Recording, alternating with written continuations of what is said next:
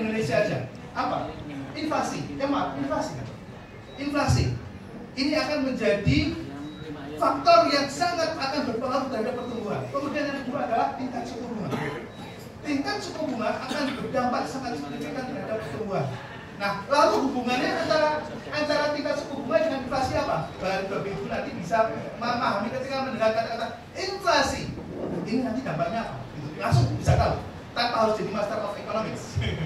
Langsung bisa ada sinyal itu, kita langsung bisa memahami itu. Yang kedua, Bapak Ibu sekalian, ketika kondisi normal Bapak Ibu sekalian, seperti sekarang sedang inflasi bertumbuh atau sedang menurun sekarang Bapak Ibu sekalian?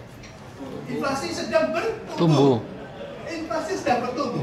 Kalau inflasi sedang bertumbuh, artinya apa? Harga-harga barang secara agregat, secara keseluruhan itu sedang naik. Kenapa sih terjadi inflasi? Inflasi terjadi karena dua faktor yang bisa namanya demand push dan demand pull.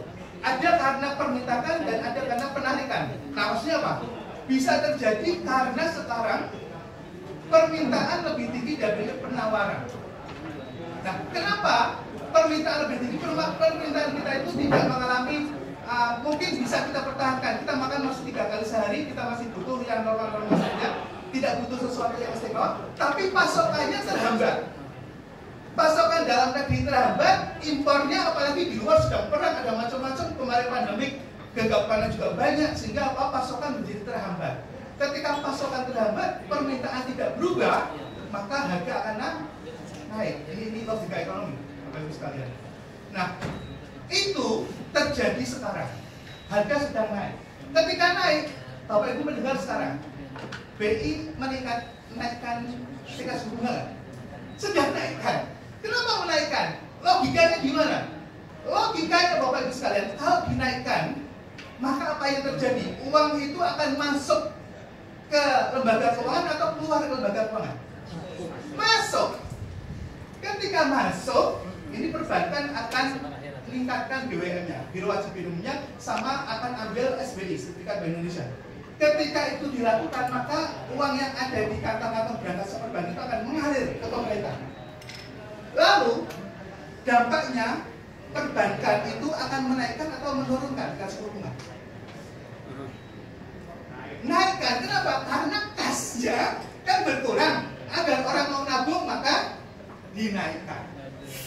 Jadi apa yang dilakukan oleh pemerintah pusat itu akan berdampak ke perbankan.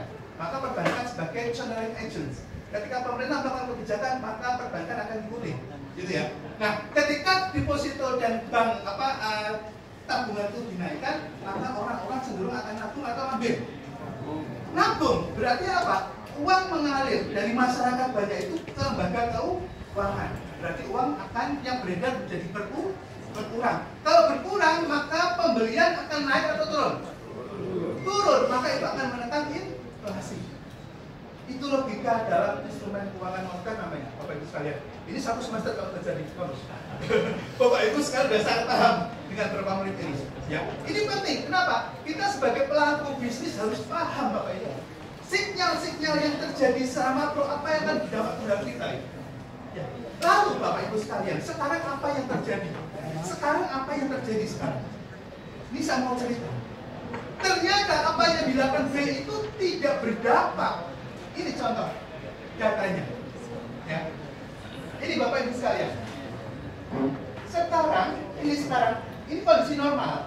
Tadi ada kurva itu, kondisi normal. Ketika ada inflasinya naik, kemudian ini diturunkan agar dijaga.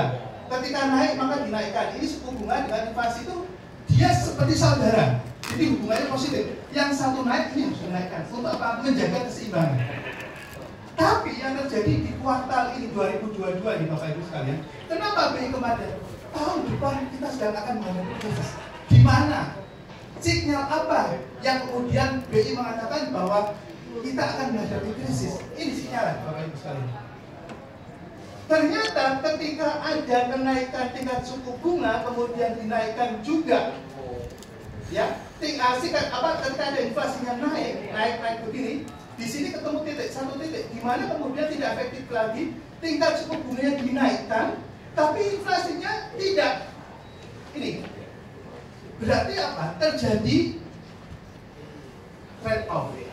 Nah, itu sinyal awal, di mana kemudian instrumen yang dilakukan oleh Bank Indonesia itu sudah tidak efektif lagi. Kenapa? Karena ternyata tekanan dari kedua faktor itu lebih dominan, yaitu apa? Bicara tentang persediaan komoditas barang yang diperjualbelikan melalui perdagangan internasional. Oke. Nah, Bapak Ibu sekalian, ini kondisi yang sedang kita hadapi. Ini sekarang. Nah, lalu nanti bagaimana ini orang di luar sana itu pada cerita, yuk kita sekarang siap-siap. Siap-siapnya gimana? Apa yang harus kita lakukan siap-siapnya? Ya, ketika kemudian nanti inflasi terus akan naik dan sementara kita memiliki daya beli yang kemudian menurun. Ini ternyata beberapa ekonom saya tarik gitu ya, saya coba berbagai jurnal artikel itu. Ternyata kondisi kita sekarang ada di sini. Kita menghadapi new normal.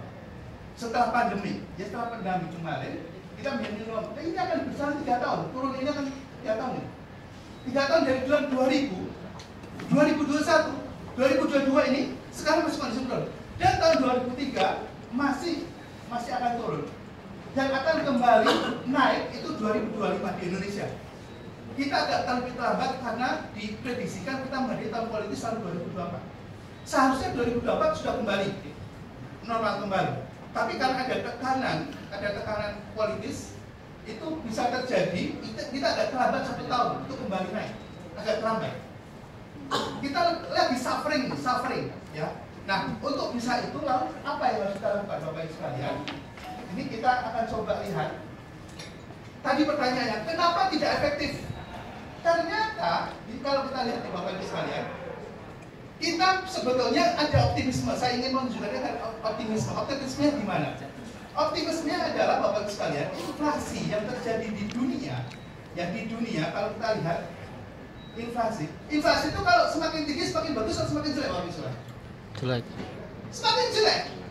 Ini dunia itu tinggi, Indonesia itu berada di 3,5. Ya sementara kayak Amerika aja 8,6. Yang paling ngeri adalah Turki, 73% kenaikan harga. Jadi di dunia itu sedang begitu kondisinya. Tapi kita sebetulnya masih lebih aman. Makanya ada optimisme baru. Oh berarti kita berada pada posisi yang sebetulnya masih relatif aman. Ya misalnya kalau kita bandingkan ada sebelahnya ada Tiongkok ya. Kemudian kita masih bagus dibandingkan Thailand. Kita masih bagus dibandingkan Filipina. Kita masih di bawahnya sedikit Malaysia. Oke, berarti kita sudah mulai gambaran bahwa kita semacam ada ancaman, tapi kita masih ada optimisme, kondisi kita lebih baik. Nah, Bapak Ibu sekalian, hal yang mungkin kita perlu ketahui yang lain adalah bahwa Indonesia dibandingkan dengan dunia, maksudnya negara besar G20 yang kemarin di Bali pada datang itu kita posisi masih bagus. Indonesia 1,6, yang masih di bawah sedikit Tiongkok. Yang lain, ya kondisinya sudah di atas 2 inflasinya. Oke, saya akan percepat dulu. Lalu kemudian, ini sekarang industri dan korporasi sedang segera berbenah sekarang. Apa yang mereka lakukan? Pembenahan. Dan dampaknya apa? Bapak Ibu nanti saya akan share. Ya, bahwa mereka ada yang melakukan lebih dini, melakukan perbaikan dan perubahan strategi. Kemudian ketika kondisi pandemi justru bertumbuh. Ada yang decline, ada yang bangkrut. Ini tergantung pada sikap kita. Nah, apa yang dilakukan? Ini saya akan coba tidak detail ya. Ini mudah-mudahan ada kesempatan lain kita bisa diskusi lebih dalam lagi. Kalau ada kesempatan itu kita sangat memerlukan. Tapi secara keseluruhan Bapak Ibu sekalian, apa yang perlu dilakukan? Yang pertama adalah namanya dynamic capability. Dynamic capability itu apa? Kita harus tingkatkan kapasitas kita. Ya, kapasitas kita, berarti pengetahuan kita. Seperti ini saya, Bapak Ibu sekalian, ini penting. Ya, kita hadir jauh-jauh datang ke sini tidak hanya sekedar nanti akan tapi ada suatu insight yang saya kira perlu kita bawa pulang dan kemudian membawa perubahan baru. Apa yang harus kita lakukan? Ya. Pertama yang harus kita lakukan berdasarkan dari studi banyak ya para peneliti.